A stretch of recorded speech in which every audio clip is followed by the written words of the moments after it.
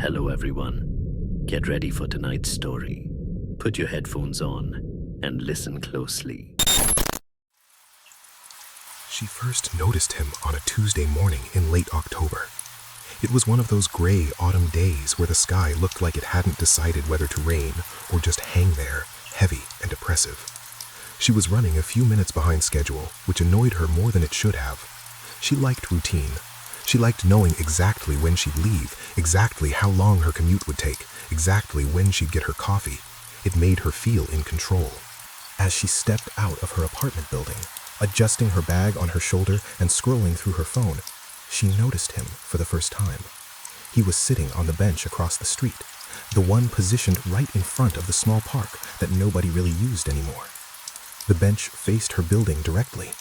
He was hunched over, elbows resting on his knees, hands tucked into the pockets of a faded green military-style jacket that looked like it had seen better days.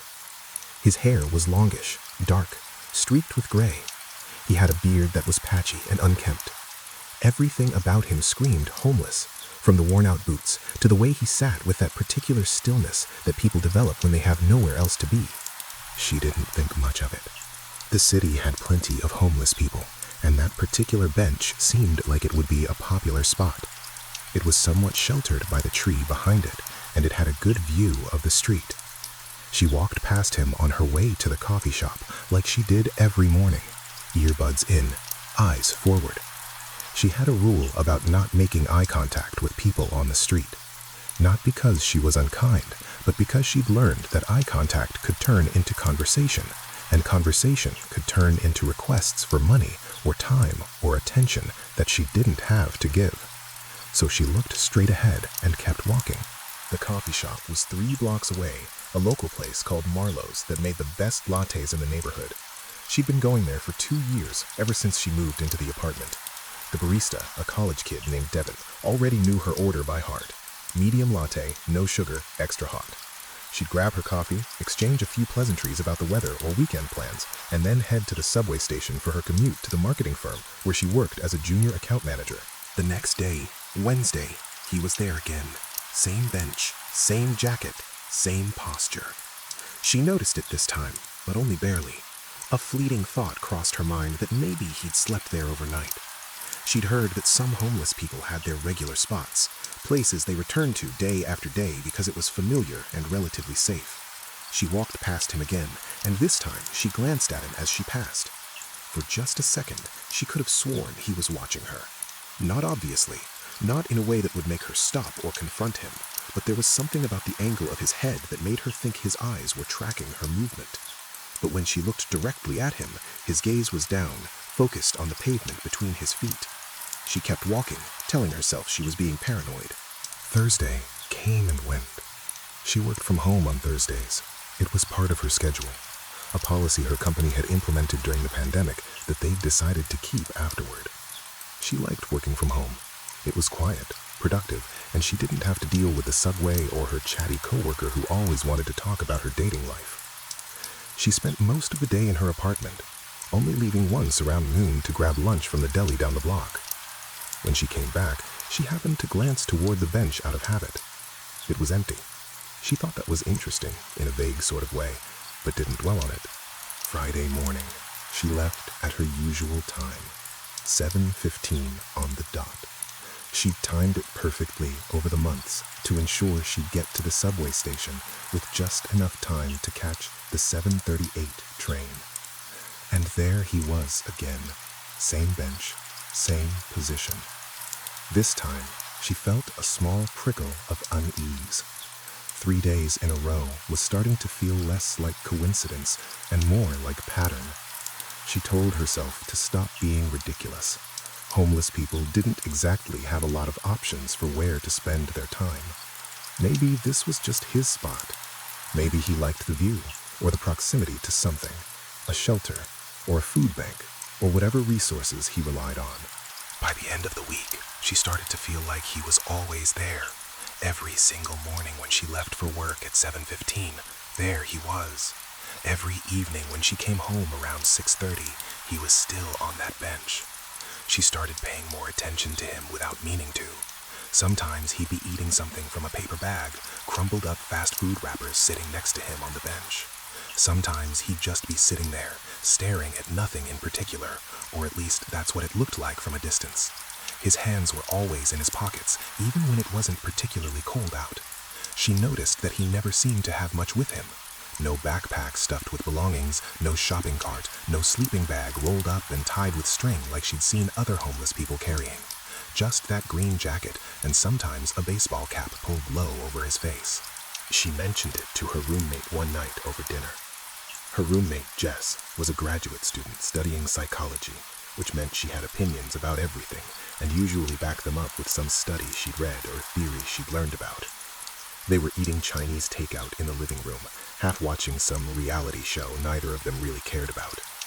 "There's this guy who's always outside," she said, picking at her lo mein with her chopsticks. "On the bench across the street. I think he might be homeless or something." Jess looked up from her phone. "Always? As in like every day?" "Yeah, every morning when I leave, every night when I get home, except Thursdays." "Thursdays?" "I work from home on Thursdays, and on Thursdays, the bench is empty." Jess thought about this for a second, then shrugged.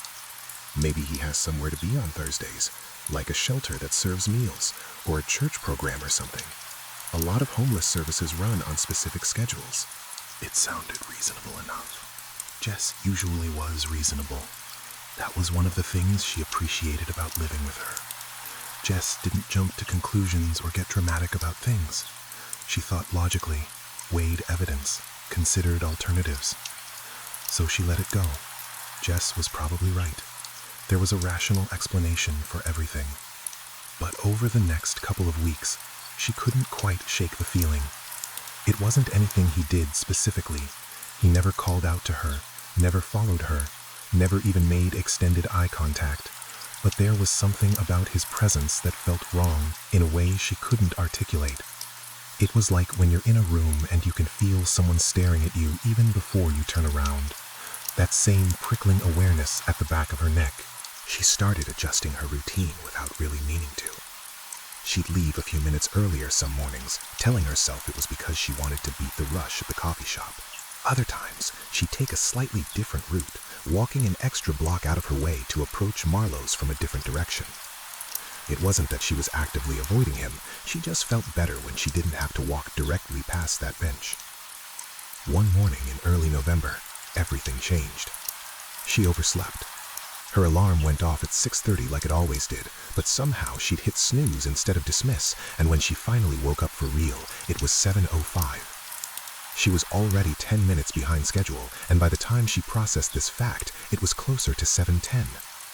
She threw off her covers in a panic, that particular anxiety that comes from having your routine disrupted flooding through her system. She didn't have time for a shower. She barely had time to brush her teeth. She threw on whatever clothes were clean, a pair of jeans and a sweater that she'd worn 2 days ago, and grabbed her bag without checking to make sure she had everything. No time for makeup, no time to dry her hair properly, no time for coffee. She'd have to grab something at the office or just suffer through the morning caffeine deprived. She hated being late. It made her feel scattered and unprepared, like she was already losing before the day even started. She rushed out the door at 7:33, a full 18 minutes behind her usual schedule. She was moving so fast, so focused on mentally calculating whether she could still catch a train that wouldn't make her actually late to work, that she didn't even think about the man on the bench until she was halfway down the block, and something made her glance back. The bench was empty. She stopped walking for a second, confused. He was always there. Every single morning for the past 3 weeks, he'd been on that bench. Rain or shine, he was there. But not today. Not when she was running late and off schedule. She stood there on the sidewalk, people walking around her, and felt something cold settle in her stomach. It was probably nothing. He probably just had somewhere else to be. Maybe he'd gone to get breakfast, or maybe he'd found somewhere warmer to sit, or maybe a million other reasonable explanations for why a homeless man wouldn't be sitting on a public bench at any given moment. She shook her head and kept moving. She was being paranoid. She was reading patterns into randomness, because human brains were wired to do exactly that. But the thought stayed with her all day. During her morning meeting, while she was responding to emails, over lunch when she ate a sad desk salad and scrolled through her phone, that bench had been empty. For the first time in weeks, it had been empty. And the only different variable was that she'd left late.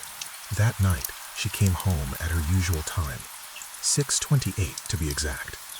She always checked the time when she turned onto her street, a habit she'd developed without really thinking about it.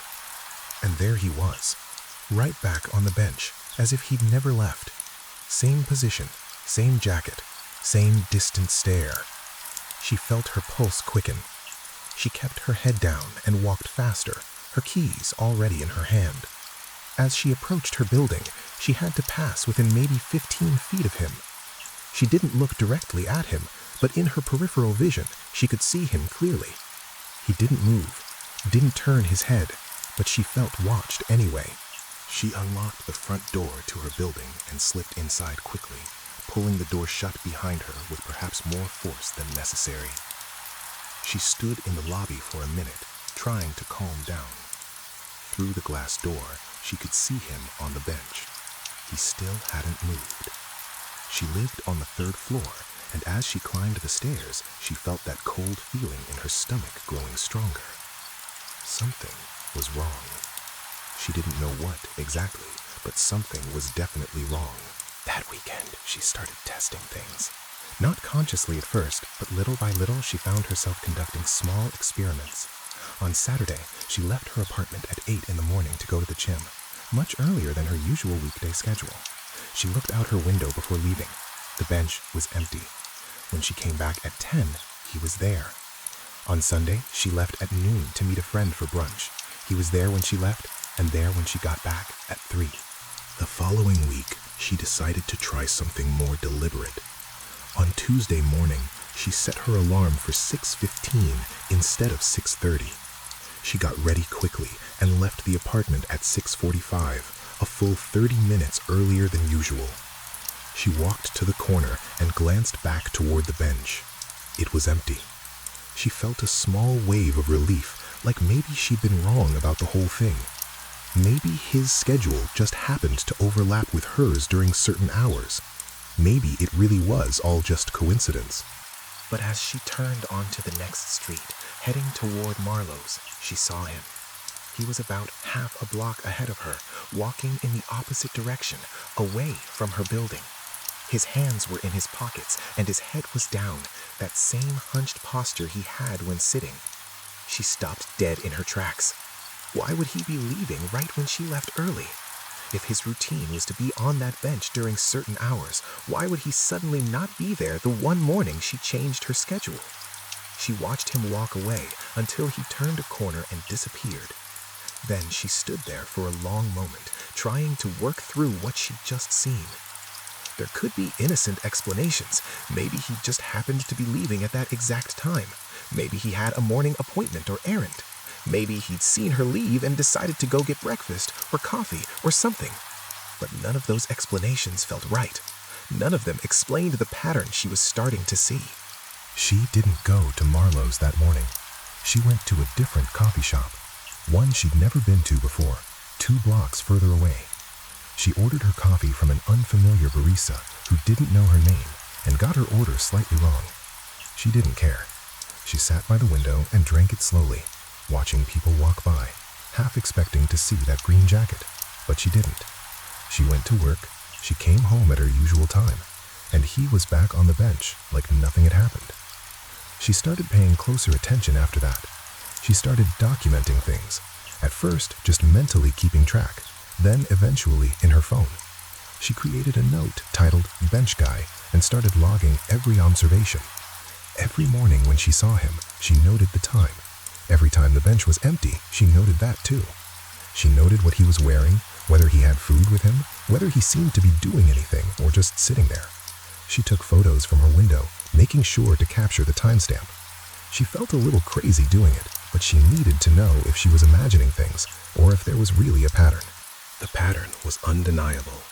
He was there every single weekday morning from approximately 7 o'clock to approximately 9:30. He was there every weekday evening from approximately 5 o'clock to at least midnight, though she usually went to bed before he left, so she didn't know exactly when he disappeared. On weekends, his schedule was less consistent, but he was still there more often than not. And on Thursdays, when she worked from home, the bench was almost always empty during the hours she would normally be commuting. She showed her notes to Jess one night. They were in Jess's room, sitting on her bed with Jess's laptop open between them. Jess read through the observations, scrolling slowly, her expression neutral. When she finished, she looked up. "Okay, this is weird," Jess admitted. "I'll give you that. But weird doesn't necessarily mean dangerous, you know? Like, homeless people often have really specific routines. It gives them structure when everything else in their life is chaotic. And maybe his routine just happens to line up with yours." "But what about Thursdays?" she pressed. "Why would he not be there on Thursdays?" Jess thought about it. "Maybe Thursday is when he goes to a shelter or a clinic or something. Maybe that's his day for services." "Then why does he leave when I leave early?" "You saw him leave early once. That's not really a pattern. That's an anecdote." She wanted to argue, but she knew Jess had a point. One instance wasn't proof of anything. She needed more data, so she kept watching. And the more she watched, the more unsettled she became. Because it wasn't just that he was there during her commute hours. It was the way he was there. He never panhandled, never asked anyone for money, never held a sign or a cup. He just sat and watched. She started noticing other details that bothered her. He never seemed particularly dirty, despite apparently being homeless. His clothes were worn, yes, but they weren't filthy or ragged. His beard was unkempt but not wildly overgrown. And despite sitting on that bench for hours every day, sometimes in the cold, sometimes in the rain, he never seemed to have the kind of weathered, desperate look that most long-term homeless people developed. He looked ordinary, unremarkable, like someone who was choosing to sit there rather than someone who had no other choice. One evening in mid-November, she came home later than usual. She'd gone out for drinks with some coworkers after work, something she rarely did because she didn't particularly like most of her coworkers, and she definitely didn't like spending money on overpriced cocktails. But it had been someone's birthday, and she'd felt obligated to make an appearance. By the time she extracted herself from the bar and made it to the subway, it was past 8:30. By the time she got off at her stop and walked to her building, it was almost 9 o'clock. She expected the bench to be empty. Surely he wouldn't still be there that late. But as she turned onto her street, she saw him. Same spot, same position, like he'd been sitting there all day. Which, she realized, he probably had been. At 9 o'clock at night, in November, in near freezing temperatures. She walked faster, her keys already in her hand, her other hand wrapped around the small canister of pepper spray she'd started carrying in her jacket pocket. She didn't look at him as she passed, but every nerve in her body was screaming that he was watching her. She unlocked the front door to her building and practically threw herself inside, pulling the door shut hard enough that it made a loud bang. She stood in the lobby, heart pounding, and looked through the glass. He was still there. Hadn't moved, hadn't turned his head. But she absolutely knew that he'd been tracking her every step. She went upstairs and immediately went to her window. She pulled back the curtain just enough to peer down at the street. He was still on the bench. She stood there watching him for almost 20 minutes. He didn't move, didn't shift position, didn't pull out a phone or eat something or do anything that would suggest he was just a person sitting on a bench for normal person reasons. He just sat. She finally forced herself to step away from the window and go to bed, but she slept terribly that night, waking up multiple times with her heart racing from dreams she couldn't quite remember. The next morning, she left at her usual time. He was there. She started to wonder if he ever left at all, if maybe he'd been there all night. She walked to Marlowe's, got her coffee, went to work. Everything was normal, except for the constant buzzing anxiety in the back of her mind. During her lunch break, she did something she'd been avoiding. She Googled how to tell if someone is stalking you. The search results were both validating and terrifying. Several articles listed warning signs: seeing the same person in multiple locations, feeling like you're being watched, having someone who seems to know your routine, receiving unwanted attention or communication. She didn't check all the boxes. He hadn't tried to communicate with her, But the routine thing, the being watched thing, those definitely applied. One article suggested documenting everything, which she was already doing.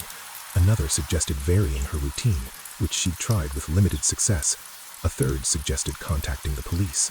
She dismissed that idea immediately. What would she even tell them? There's a homeless man who sits on a public bench near my apartment.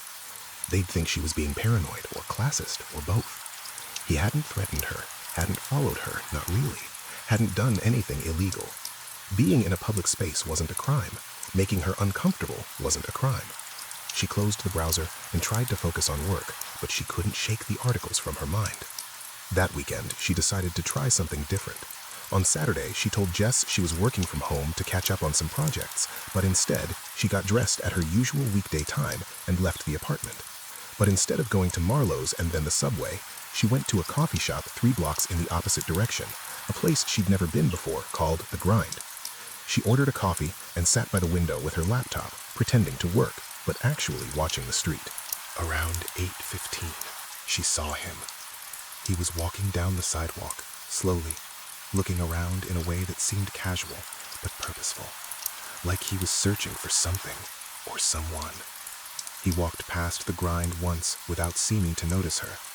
She slouched down in her seat, holding her coffee cup up to partially obscure her face. He disappeared around the corner. 5 minutes later, he came back, walking in the opposite direction. This time, he slowed down as he passed the coffee shop, and then he stopped and looked directly through the window, right at her. Their eyes met. She couldn't look away, couldn't move, couldn't breathe. His expression didn't change. He didn't smile or frown or show any recognition at all.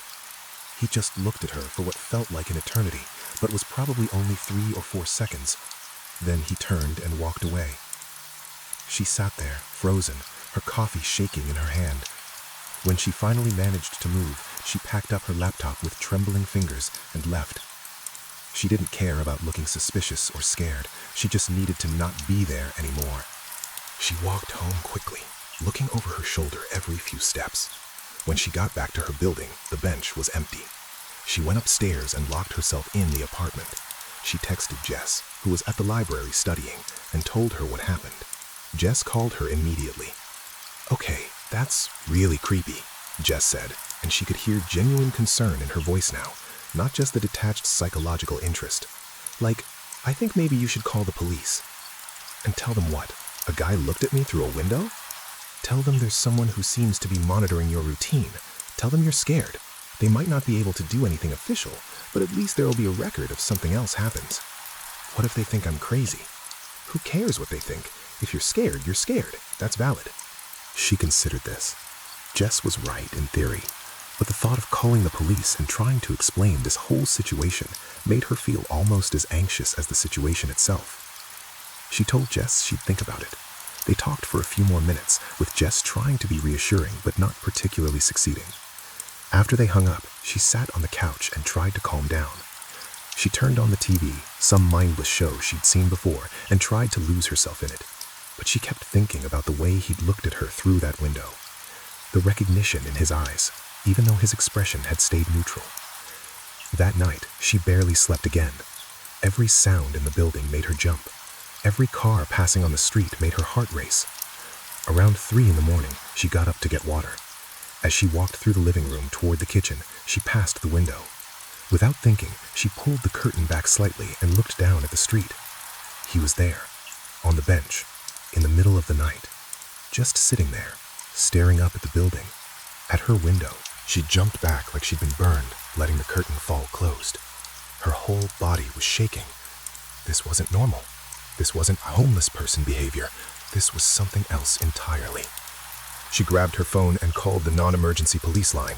Her hands were shaking so badly she almost dropped the phone twice before managing to dial. The operator who answered sounded bored, like she'd been fielding non-emergency calls all night and none of them had been particularly urgent. She tried to explain the situation as calmly as she could. There was a man who'd been sitting on the bench across from her apartment for weeks. She thought he might be watching her. He was there right now, in the middle of the night. The operator asked if he'd threatened her or tried to make contact. She said no. The operator asked if he was on private property. She said no. It was a public bench. The operator said they'd send someone to check it out, but her tone suggested this was very low priority. She waited by the window, peeking through the curtain every few minutes. About 25 minutes later, a police car pulled up. No lights or sirens. 2 officers got out and walked over to the bench, but he was gone. The bench was completely empty. The officers looked around for a few minutes, shining their flashlights into the park and down the street. Then they got back in their car and left. She stood there staring at the empty bench, feeling like she was losing her mind. The next morning, Sunday, she didn't leave her apartment. She called in sick to work preemptively for Monday, even though it was the weekend, sending an email to her boss saying she'd come down with something and wouldn't be in. Jess left for the library around 10 and said she'd be gone most of the day working on a paper. She was alone. She kept all the curtains closed and the door locked. She tried to distract herself with TV and her phone and cleaning the apartment, but nothing worked. She felt like a prisoner in her own home. Around noon, there was a knock on the door. She looked through the peephole. It was a delivery person in a blue uniform holding a medium-sized package. The logo on the uniform said Quick Ship, one of those regional courier services. She didn't remember ordering anything, but she ordered stuff online pretty regularly, so it was possible she'd forgotten. The label on the box had her name on it, Emily Chen, apartment 3B. That was her. She opened the door with the chain still attached. "Can you just leave it there?" she asked through the gap. The delivery guy looked at her weird but shrugged. "Need a signature." "Can I sign through the door?" "Lady, I don't make the rules. You want your package or not?" She hesitated, then unlatched the chain and opened the door wider, just enough to take the electronic signature pad he was holding out. She signed quickly and grabbed the package. The delivery guy was already walking away, muttering something under his breath about crazy people. She closed the door and locked it again, all 3 locks this time. She brought the package to the kitchen table and stared at it. The return address section was blank, just white label space where there should have been information about who sent it. That was weird. Companies usually included return addresses. She got a knife from the drawer and cut through the packing tape carefully. Inside was a small spiral-bound notebook, the kind you could buy at any drugstore for $1.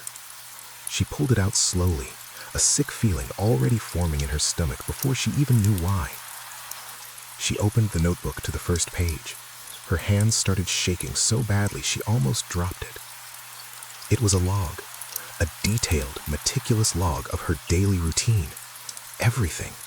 Times, locations, routes, habits, patterns, all of it written in neat, blocky handwriting. Emily Chen, 327 Parkside Avenue, Apt 3B. Age approximately 26 to 28. Works at Bradford Marketing Group, downtown office. Monday through Wednesday. Leaves apartment 7:15 a.m. Walks to Marlowe's coffee shop. Arrives approximately 7:22 a.m. Orders medium latte, no sugar, extra hot. Total transaction time approximately 4 minutes. Leaves Marlowe's 7:26 a.m. Walks to subway station, 4th Street entrance. Takes downtown Red Line train, 7:38 a.m. departure. Returns home approximately 6:30 p.m., same route in reverse. Sometimes stops at corner grocery store. Buys same items, plain yogurt, whole wheat bread, bananas, occasionally pre-made salads. Thursday, works from home. Leaves apartment once around midday for lunch. Usually goes to Marco's Deli, sometimes Chen's Chinese Kitchen. Returns to apartment, does not leave again. Friday, same as Monday through Wednesday pattern. Sometimes meets friends after work. Frequency approximately 2 to 3 times per month. Usually goes to Bar None or the Whiskey Room. Returns home later than usual, approximately 9 to 9:30 p.m. The entries went on. Page after page of her life, documented with disturbing precision. There were notes about her roommate too. Roommate, Jessica Torres, graduate student, usually leaves around 9 a.m., returns variable times, often late. Boyfriend, Marcus, drives gray Honda, picks her up approximately 3 to 4 times per week, stays overnight approximately 2 times per week. There were observations about her habits that she hadn't even really noticed about herself. Checks phone while walking, less aware of surroundings. Listens to music with earbuds, uses white ones, probably iPhone. Wears same black coat most days. Carries brown leather bag. Sometimes forgets to lock mailbox. Always locks apartment door. 3 separate locks. Can hear from outside. The most recent entries had notes about the times she varied her routine. November 9th. Subject left early, 6:45 a.m. Unexpected. Went to different coffee shop, The Grind on Foster Street. Observed through window. Subject appeared nervous. Possible awareness? November 13th. Subject came home late, 9 p.m. approximate. Was out with coworkers, visible through bar window, bar none. Consumed 2 drinks over 2 hours. Left alone. Walked to subway. Appeared slightly unsteady but not impaired. And then on the last page with writing, dated yesterday. Subject displaying increased awareness. Multiple window checks. Called police approximately 3:15 a.m. Officers arrived 3:38 a.m. Tactical retreat necessary. Subject paranoia increasing. May need to adjust approach. She dropped the notebook like it was burning her hands. She backed away from the table, her breath coming in short, panicked gasps. This was insane. This was beyond anything she'd imagined.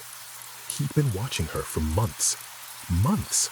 Long before she'd ever noticed him. He knew where she worked, what she ordered for coffee, what she bought at the grocery store, what she did on Thursdays, who her roommate was, who her roommate's boyfriend was. Everything. She grabbed her phone with shaking hands. She called 911 this time, not the non-emergency line. The operator answered immediately. She tried to explain, tripping over her words, not making complete sense. A package, a notebook. Someone's been watching her, stalking her, for months. She has proof now. Please send someone. The operator told her to stay calm, to stay inside, to lock the doors. Officers were being dispatched. They'd be there soon. She sat on the floor with her back against the wall, as far from the windows as she could get, staring at the door. Minutes felt like hours. She kept checking her phone. 3 minutes had passed. 5 minutes. 7 minutes. Every second felt like she was waiting for something terrible to happen, though she didn't know what. When the knock finally came, she nearly screamed. She checked the peephole. It was police. 2 uniformed officers, a man and a woman. She opened the door, but left the chain attached. "Can I see your badges?" she asked. They both held them up to the peephole. She studied them carefully, trying to see if they looked real, though she had no idea what a fake badge would look like. Finally, she opened the door and let them in. They were professional and kind, which somehow made her feel even more embarrassed about the whole situation. She showed them the notebook. They took it seriously, which was a relief. They put on gloves before touching it, placed it in an evidence bag. They asked her questions. When did she first notice the man? What did he look like? Had he ever approached her or spoken to her? Did she have any photos? She showed them the pictures she'd taken from her window. They wrote everything down. The female officer asked if she had somewhere else she could stay for a few days while they investigated. A friend's place, family nearby, anywhere that wasn't this apartment. She said her parents lived about 2 hours away. The officer strongly recommended she go there. They said they'd dust the package and notebook for fingerprints, patrol the area, try to identify the man. But they were honest with her about the limitations. No direct threats had been made. No laws had technically been broken yet. Harassment required repeated unwanted contact, and sitting on a public bench didn't qualify, even if the intention seemed sinister. "What do you mean, yet?" she asked.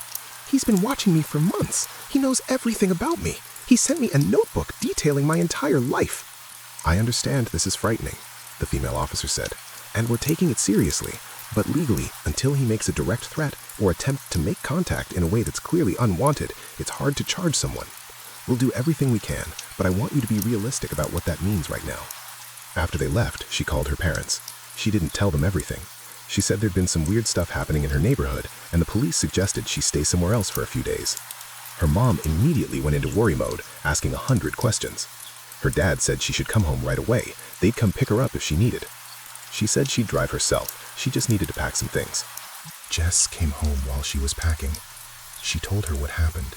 showed her the police report number they'd given her. Jess looked shaken in a way she rarely did. "I'm going to Marcus's," Jess said. "I'm not staying here alone. You should definitely go to your parents. Like, right now." She finished packing and loaded her car. As she walked out of the building, carrying her bag, she looked at the bench. It was empty. The street was empty. Everything looked completely normal, like nothing had ever been wrong. She got in her car, locked the doors immediately, and drove away. She didn't look back. Her parents' house was in a small town called Millbrook, the kind of place where everyone knew everyone, and crime was limited to the occasional teenage vandalism or mailbox baseball. She'd grown up there and moved to the city as soon as she could, eager for the anonymity and opportunity. Now, that anonymity felt like a curse. In a small town, strangers were noticed. In the city, you could watch someone for months and no one would think twice about it. She stayed in her childhood bedroom, which her parents had mostly left intact, even though she'd been gone for years. Banner posters on the walls, trophies from high school track on the shelves, stuffed animals she'd been too sentimental to throw away. It felt surreal to be back there, like she'd regressed to being a teenager hiding from something she didn't understand. Her parents tried to be supportive without being intrusive. Her mom kept making her favorite foods. Her dad kept suggesting she move back home, maybe get a job at the community college or the local hospital. She knew they meant well, but she didn't want to uproot her entire life because of this. That would feel like letting him win, whoever he was. The police called her on the third day. They'd found no usable fingerprints on the package or notebook. The notebook itself was mass-produced, sold at thousands of stores nationwide, impossible to trace. The delivery service, QuickShip, had a record of the delivery, but the package had been paid for in cash at one of their drop-off locations. No cameras at that particular location. The address on the shipping form was hers, but the sender information was fake. Dead end after dead end. They'd increased patrols in her neighborhood and talked to people in the area about a man matching her description. Several people remembered seeing someone who looked like that on the bench, but no one knew who he was or where he'd gone. He hadn't been seen since the night she got the package. It was like he'd vanished. "Do you think he's gone?" she asked the officer on the phone. "Like, maybe he got scared when I reported it and he left?" The officer was quiet for a moment. "I think you should continue to be cautious. These kinds of behaviors don't usually just stop on their own. He might be laying low, or he might have moved on to somewhere else. Either way, I'd recommend varying your routine when you come back, staying aware of your surroundings, considering a security system for your apartment. When you come back, not if, when. Like it was inevitable that she'd return to her normal life eventually. And she supposed it was. She couldn't hide at her parents' house forever. She had a job, a lease, a life. On the 6th day, she drove back to the city. Jess had moved back into the apartment too. They'd talked about breaking the lease and finding a new place, but neither of them could afford it, and there was no guarantee the new place would be any safer. The first few days back were tense. She triple-checked all the locks every night. She looked through the peephole multiple times before opening the door for any reason. She varied her routine completely. Different coffee shop every day, different route to the subway, different train cars. She left at different times, came home at different times. She never walked with her earbuds in anymore. She kept her head up, scanning her surroundings constantly. The bench stayed empty. Days turned into a week, then 2 weeks. Every morning she'd check from her window, half expecting to see him there. But the bench was always empty. She started to relax, just a little. Maybe the police presence had scared him off. Maybe he'd found someone else to fixate on. Maybe whatever compelled him to watch her had run its course. 3 weeks after she came back, she had to work late. One of their major clients had a crisis, some social media disaster that needed immediate damage control. She didn't get out of the office until almost 9. She was exhausted, running on coffee and adrenaline. She just wanted to get home, take a shower, and collapse into bed. She took the subway, got off at her usual stop, and started the walk to her apartment. The streets were quieter than during rush hour, but not empty. There were still people around, still cars passing. She felt relatively safe. But as she turned onto her street, She felt that old, familiar prickle at the back of her neck. She looked around. Nothing seemed off. The bench was empty. The street was normal. But when she got to her car, which was parked across the street from her building, like always, she saw it. A piece of paper tucked under the windshield wiper. Her heart started pounding before she even got close enough to see what it was. She looked around frantically. No one was nearby. The street was empty. She approached the car slowly, like the paper might explode or something. It was folded in half. She pulled it out from under the wiper with shaking hands. She didn't want to open it. She didn't want to know what it said, but she had to. She unfolded it. There were only 4 words, written in the same neat, blocky handwriting from the notebook. You can't hide forever. She looked around wildly, spinning in a circle, expecting to see him watching from somewhere. But there was no one, just empty sidewalks and parked cars and darkened windows. She ran to her building and practically threw herself inside, slamming the door behind her. She took the stairs 2 at a time, her breath coming in panicked gasps. She locked herself in the apartment and immediately called the police again. They came and took the note. They said they'd increase patrols again.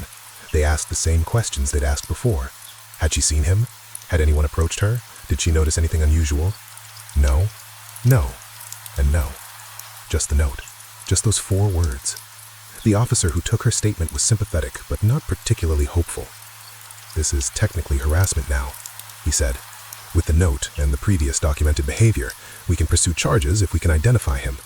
But we need to find him first. That was 4 months ago. She moved out of that apartment 2 weeks after the note. She couldn't stay there anymore. Even with Jess, even with police patrols, even with all the locks and the pepper spray and the constant vigilance. She couldn't sleep. She couldn't relax. Every sound was him. Every shadow was him. Every stranger on the street might be him. She lives in a different neighborhood now, on the other side of the city. She found a place in a high-rise building with a doorman and security cameras everywhere. The rent is more than she can really afford, but she doesn't care. She changed her phone number. She deleted all her social media accounts. She quit her job at Bradford Marketing and found a new position at a smaller firm where she could work from home most days. She hasn't been to Marlowe's in months. She doesn't have a coffee shop routine anymore. She doesn't have any routines at all. Every day is different now. She leaves at different times, takes different routes, shops at different stores. She never goes to the same restaurant twice in a row. She checks her car for notes every single time before getting in. She looks over her shoulder constantly. The doorman at her building knows to never let anyone up to her apartment without calling her first, no matter what reason they give. She doesn't answer the door if she's not expecting someone. She doesn't open packages unless she knows exactly what they are.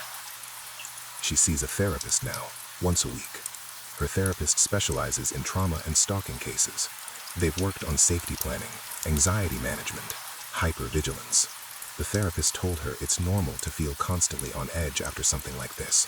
Normal to have trouble sleeping, trouble trusting, trouble believing she's really safe. But normal doesn't make it easier. Some days are better than others. Some days she can almost convince herself it's over, that he's gone, that he's forgotten about her, that whatever obsession drove him has moved on to someone else. She feels guilty about that last thought. The idea that he might be doing this to someone else makes her sick. But she also knows there's nothing she can do about it. She reported everything. She gave the police everything she had. They have his description, his handwriting, his patterns. If he does it to someone else, maybe they'll have more luck tracking him down. But most days, she knows the truth. He's still out there, still watching, still learning. And one day, when she finally lets her guard down, when she falls back into a routine, when she stops checking her car and looking over her shoulder and taking different routes every single day, he'll be there, on a bench, or in a coffee shop, or in the parking garage of her new building, waiting. Because that's what he does. He watches, and he waits, and he learns, and he knows that eventually everyone falls back into a pattern. Everyone becomes predictable again. It's human nature. The brain craves routine. seeks the comfort of familiar habits. He knows that better than anyone. He's counting on it. She just hopes that when that day comes, when she inevitably slips back into some kind of routine, she'll notice him before it's too late, before the watching turns into something else, before the notes turn into something worse. She hopes she'll see him coming, but late at night, when she can't sleep and she's standing by the window of her new apartment looking down at the street below, she wonders if she really will. Because the thing about someone who knows your routine better than you do is that they know when you're most vulnerable. They know when you're distracted, when you're tired, when you're not paying attention. They know exactly when to strike. And that's what terrifies her most. Not that he's out there. She knows he's out there. What terrifies her is that she doesn't know when. She doesn't know where. She doesn't know how long he'll wait or what will finally make him stop watching and start doing something else. All she knows is that somewhere in this city, there's a man with a notebook full of details about her life. A man who spent months studying her, learning her, documenting every habit and pattern and routine. A man who knew her daily schedule better than she did. A man who's patient enough to wait, patient enough to watch her change everything about her life and start over, patient enough to wait for her to slip up. And she will slip up eventually. She knows that. Everyone does. That's what he's counting on. That's what he's always been counting on. Because he's not just watching her, he's watching her watching for him. He's learning her new patterns, her new routines, her new fears. He's always learning, always watching, always waiting. The only question is whether she'll see him before he's ready to be seen, before the watching becomes something she can't walk away from, before she becomes another story that people tell in hushed voices, another cautionary tale about the dangers of predictability. She doesn't know the answer to that question. She doesn't know if anyone could. All she can do is stay vigilant, stay unpredictable, stay scared, because the alternative, letting her guard down and believing it's over, might be the last mistake she ever makes. And somewhere out there, in this city of millions, on some bench or in some doorway or behind some window, he's sitting, watching, waiting, learning her new patterns, documenting her new life, writing it all down in another notebook, getting ready for the day when she finally becomes predictable again. That day will come. It always does. And when it does, he'll be ready. He's always ready. That's what he does best. He waits, and he watches, and he knows that time is on his side, because he has nothing but time, and she has a life to live, a life she'll eventually want to stop living in fear. He's counting on it. So here's what I want to know. If you were in her position, at what point would you have trusted your gut and left? Would it have been the first week when you noticed the pattern? The moment he wasn't there when you left early? Or would you have waited until the notebook showed up at your door? The scariest part isn't that someone was watching. It's that he was so patient, so methodical, so willing to wait for the perfect moment. And that makes you wonder, how many people are out there right now being watched by someone they haven't even noticed yet? How many of us have patterns we don't even realize? Routines that make us predictable to someone paying close enough attention? If this story kept you up at night, do me a favor and hit that like button. Subscribe if you want more stories that'll make you think twice about your daily routine. And drop a comment below telling me what you would have done differently. Would you have gone to that restaurant at all? Would you have confronted him? Would you have moved cities entirely? Thanks for watching. Stay safe out there. And maybe, just maybe, change up your route tomorrow morning. You never know who's paying attention.